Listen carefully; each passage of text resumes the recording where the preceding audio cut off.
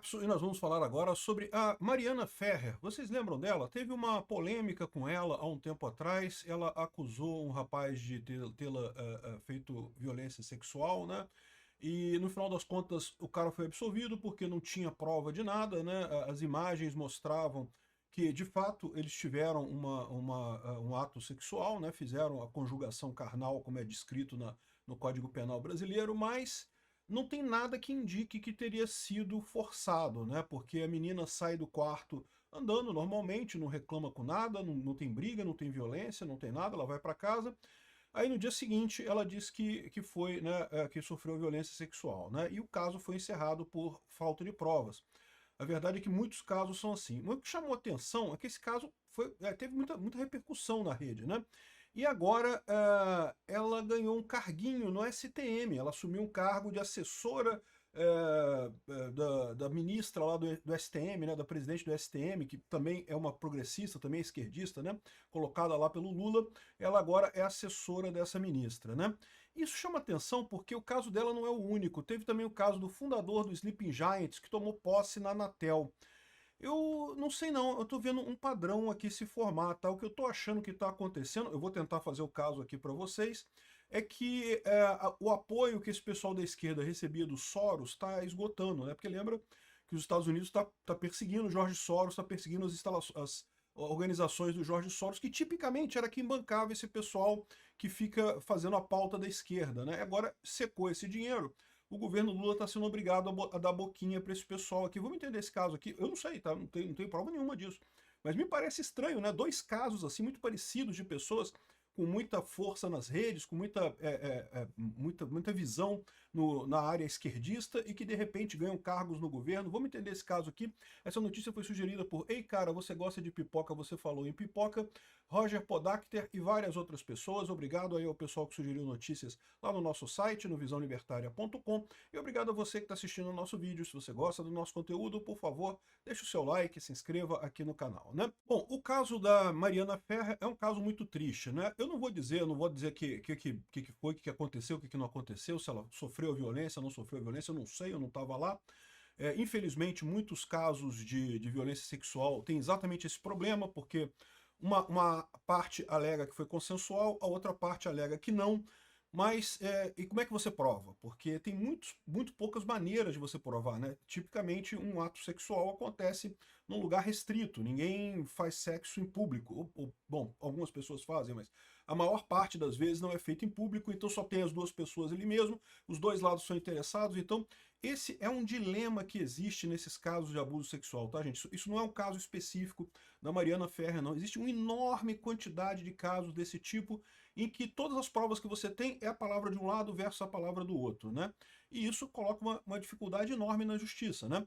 É lógico, você vê muitos movimentos, o movimento Me Too, que fala, não, se a mulher falou é verdade.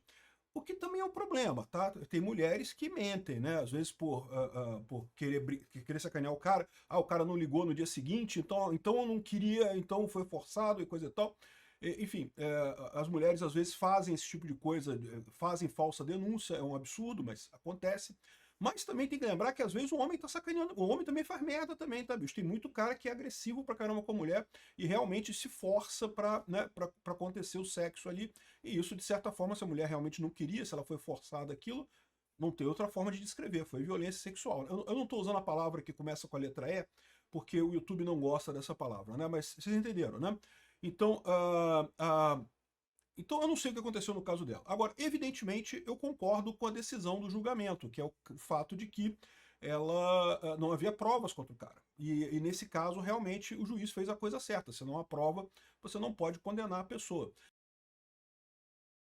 Ah, mas como é que faz? Se tudo que existe é a palavra de um é a palavra de outro. Você usa outros elementos de prova. Por exemplo, um elemento que faltou no caso dela foi o caso da violência, né? Então, acontece de mulheres, quando o sexo é forçado, né? Você tem evidências no corpo. A mulher faz o exame de corpo de delito, né? E você vê que teve forçação, né? Que foi uma coisa forçada, né? Então, isso pode deixar vermelho, pode deixar marca, pode deixar machucado, pode deixar um monte de coisa. Então, assim, existem algumas maneiras de você indiretamente saber disso, mas o caso dela ficou muito claro que tem as imagens de câmera ela entrando no quarto, saindo do quarto normal, aparentemente, sem nenhuma briga, sem nenhuma discussão, sem nada que indicasse que houve algum problema ali. Então, de novo, eu estou dizendo que ela está mentindo? Não, eu não sei se ela está falando a verdade. Pode ser que realmente ela saiu andando porque quis manter a dignidade dela, mas que realmente ela foi forçada. Eu não sei, eu não estava lá, não sei o que aconteceu. Agora, outra coisa que acabaram até fazendo, aqui eu tenho uma descrição do caso dela aqui, né, o caso da Mariana Ferrer, é um caso longo e coisa e tal, ela estava numa festa, aí tem gente que acusa ela que ela estava interessada em dormir com outro cara que era da Globo, e aí acabou dormindo com esse cara errado, não sei, tem uma acusação dessa, eu acho isso uma besteira, isso é especulação, ninguém sabe realmente o que aconteceu, tem que tomar cuidado com isso, né, eu temo muito pela repercussão que teve esse caso, porque muita gente estava querendo pegar a ideia de que não, se a mulher falou, tem que acreditar na mulher. Isso é um absurdo, não pode, tem que ter evidência. Por mais que eu concorde, tem homem que faz merda mesmo, tem um monte de homem violento que faz merda por aí. Mas tem que ter evidência, não pode ser acreditar sempre na mulher. Não, não pode. Tem que ter evidência, né?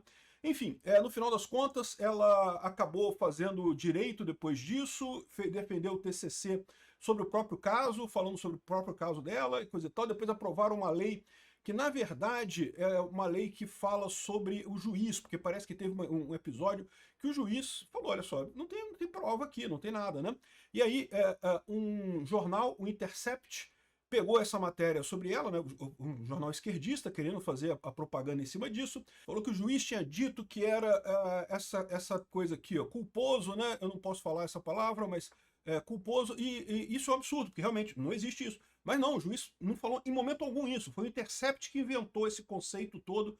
Enfim, criou-se uma história de que o juiz teria sido um absurdo, que eles queriam pressionar o juiz a condenar o cara, mesmo sem ter nenhuma prova contra o cara. No final das contas, eles recorreram, coisa e tal, e nenhum juiz teve coragem de condenar o cara, porque não tinha prova, cara, não pode fazer isso, né? Não é assim também. Você não condena a pessoa se não tiver prova de que ela realmente fez alguma coisa errada, né? Enfim, mas foi um caso que chamou muita atenção, ela ganhou até uma lei, sancionaram uma lei que pune o juiz. Enfim, né, faz parte disso daí, né? Bom, o caso dela não foi o único caso. Recentemente também o fundador do Sleeping Giants, que é o fulano de tal, senhor advogado Humberto Ribeiro Filho, é isso? Eu acho que é isso o nome dele, assumiu a função de conselheiro consultivo da Anatel, né? Então, assumiu o conselheiro. Conselheiro, cara, assim, tem muito pouca importância. Da mesma forma que assessor da ministra do STM, se você está preocupado que essas pessoas dentro do governo elas vão agir de forma esquerdista, não se preocupe. Quem tem o poder aqui no STM é a juíza foi nomeada pelo Lula, ela é esquerdista mesmo, não tenho o que dizer. E também na Anatel, o cara é esquerdista mesmo, o presidente da Anatel, nomeado pelo Lula, então não quer dizer nada. A função desse pessoal é meio... vão ficar ali, né? Vão ter um saláriozinho, vão ganhar alguma coisa e tal. A grande dúvida, né? Por que esses nomes da esquerda progressista, né, estão ganhando carguinho no governo Lula, né? Quando o Lula reassumiu a presidência, ele deu carguinho para um monte de gente, um monte de cupincha mamando nas tetas do governo. Mas o Lula trouxe principalmente os comunistas de estimação dele, os sindicalistas, o pessoal da velha guarda, os marxistas, né? E agora está trazendo o pessoal Sleeping Giants. Para quem não sabe, é uma iniciativa para processar empresas, procurar uma maneira de calar pessoas da direita, proibindo que empresas financiem canais da direita, né, e eles ficam fazendo campanhas contra as empresas. No início funcionou muito bem, no início eles conseguiram cancelar um monte de gente, mas eu avisei, quando estava no meio do olho do furacão lá, não, que o Sleeping Giants está cancelando um monte de gente, que não pode. Eu falei, gente, calma, isso não vai durar muito tempo. Isso vai ter um efeito, no primeiro momento, é lógico, é ruim do mesmo jeito, mas isso não tem escalabilidade, isso não consegue continuar no tempo. E, de fato, o Sleeping Giants fez uma escarcel danado e agora você mal ouve falar dele, né? Não consegue fazer mais nada, né? Mas, tanto o caso do Sleeping Giants quanto o caso da Mariana Ferrer são pessoas que ainda têm uma visibilidade muito grande na esquerda progressista e agora ganharam carguinhos no governo.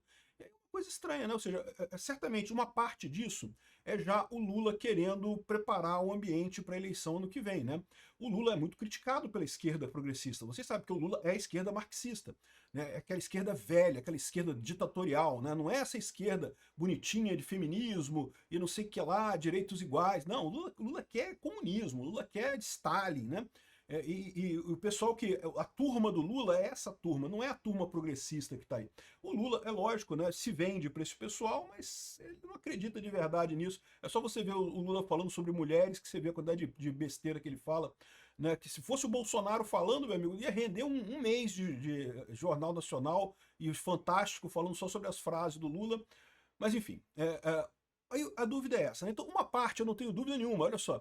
O governo Lula dobra os gastos para propaganda digital e amplia o uso de influenciadores em 2025.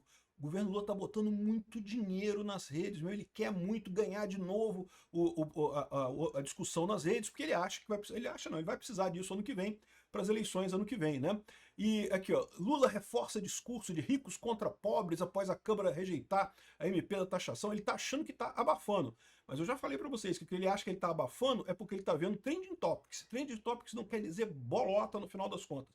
O que importa são as conversas entre pessoas. Trending topics não quer dizer nada. Esse assunto de rico contra pobre, ele não consegue emplacar no Brasil de jeito nenhum, né? Aqui, ó, o governo avalia que direita perdeu o domínio nas redes sociais. Eu discordo completamente.